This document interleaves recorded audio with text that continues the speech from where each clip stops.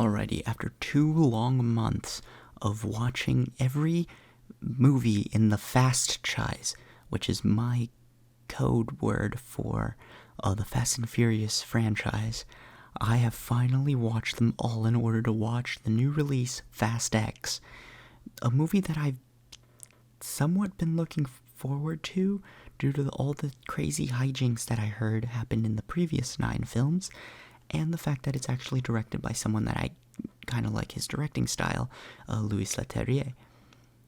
I might be butchering names, but my bad. But I've been looking forward to it because Now You See Me is one of my all-time favorite movies, so I wanted to see what flavor he could add to the Fast and Furious movies, of course, after I watch every single movie first.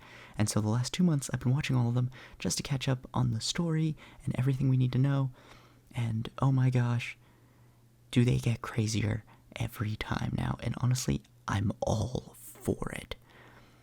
The story is pretty simple. This one, I really like how everything past 4 tries to link up again with everything. The first 2 movies are like character pieces, which is weird to say because they're not very good character pieces either. And then 3 onwards, because technically Tokyo Drift is 3rd, even though it only comes after Fast and Furious 6. God, it's such a mess to try to understand. But after that one, they all tend to connect together, and I love them for that. So Fast X it's all about the son of the main villain of Fast 5 coming back for revenge against the family. And I spent so much time rewatching all of these movies, and Fast 5 is probably my favorite Fast and Furious movie, followed by Furious 7. This is my 3rd favorite. Just saying that right now, this is my 3rd favorite Fast and Furious movie, because this one just goes all in on insanity. My issue is, it's so obviously a part 1 of 2 that it kind of hinders the potential of it. It's not a standalone. It's not a full story. You are only getting half of the story. And it is so obvious to tell when you have, a huge cast of main characters. There are so many main characters in this. They got all of the original ones. Then they introduced Jason Momoa's Dante. They introduced Daniela Melchior's character. I don't remember her name. And then they introduced Brie Larson's character and Alan Richardson's character. And that's so many new characters on top of the already huge cast of characters that were already in the films.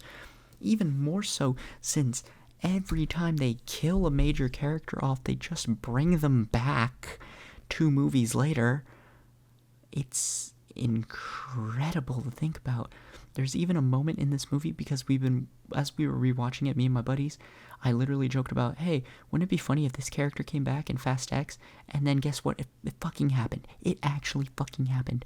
I could be a screenwriter for the Fast and Furious movies, because I can predict their plot points, and I can make the same plot points, except even more convoluted, and I think that's what they want. But the story is just so much, because there's 7 different storylines going on with 4 different groups of characters.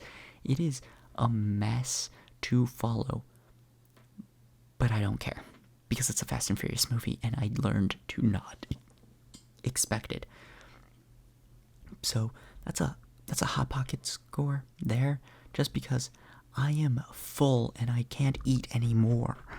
Now the cinematics. This had the best cinematics of the franchise, in my opinion, and the best sets.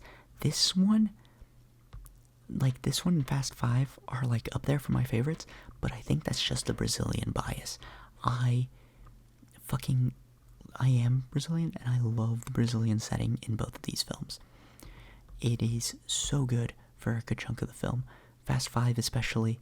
This one, I like this one a little more due to the fact that they cast a lot more native Portuguese speakers to be Brazilians, which is so much better than Fast 5, where everyone pretty much was Spanish.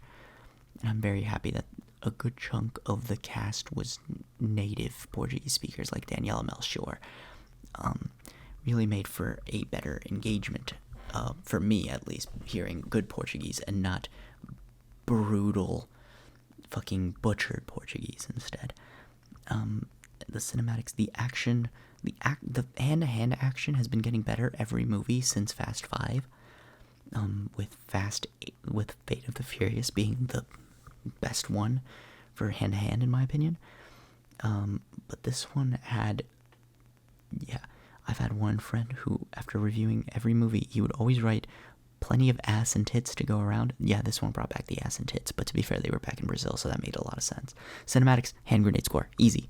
Directing, as I mentioned before, he's got that style, he's got that flavor. I liked it. It made it go so well with the Fast Chai's charm. Another hand grenade score there. Acting, there was just too much, bro. There was too many characters to follow. There was John Cena. There was Vin Diesel. There was Han. I forgot his name. Sung Kang, sorry. There was fucking Ludacris. There was Michelle Rodriguez. Like, half of these characters, I don't remember their in-universe names. I just remember their actors' names. Like, I think John Cena's was Jacob? I don't remember. It's tough. He was only introduced for a movie. Or he's only been around for 2 movies. Yeah. And it's so hard to follow this huge cast of characters, and you're like, how are they going to fit all these characters? They really just don't. Michelle Rodriguez is just, like, sidelined, and Brie Larson is there. Like, they all just show up at random points to make the plot go forward, and the plot still somehow moves a quarter mile at a time. See what I did there? I think that was clever. But it is so much, and honestly, the only reason to watch this film is Jason Momoa. Jason Momoa looks like he's having the time of his goddamn life in this role, and honestly, I couldn't be happier for him. Just because of that, I recommend watching this movie just to see Jason Momoa go absolutely psychotic. It is worth it. He is probably the best villain the Fast Chais has ever had, up there with Jason Statham's character from Furious 7 and the actual guy, the big bad Brazilian guy from Fast 5. Those were the top 3 villains, and those are my top 3 movies in the Fast and Furious series. Acting, hand grenade, sure. It's explosive. Now, here's where it get fun. My expectations and experience. Bro, there's just too much going on. I honestly, at this point, I kind of wish that the people behind Fast and Furious would get their hands on Speed Racer, because the things that they pull with the cars, I'm like, this is leading to like Speed Racer levels of craziness, crazy shenanigans.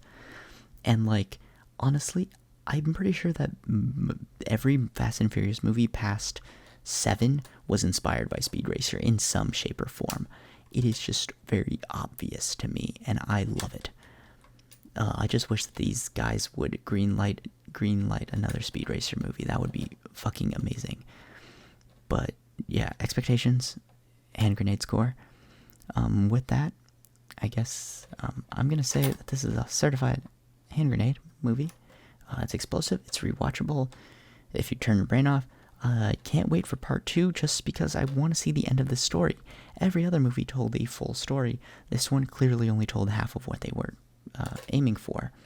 And honestly, what pisses me off is the fact that we do have to wait like 2 more years at least to see this. It's not going to be a Mission Impossible situation or a Spider-Verse situation where next year we're getting the follow-up part 2, or like Infinity War Endgame. We are going to have to wait a whole year for them to even make it. So we're waiting 2 years for the next one, and that's just kind of annoying. But yeah, if you've watched it, if you watched Fast X, tell me what you thought of it down below in the comments. I have a feeling most of you did not like it. Other than that, I'll leave you guys to it.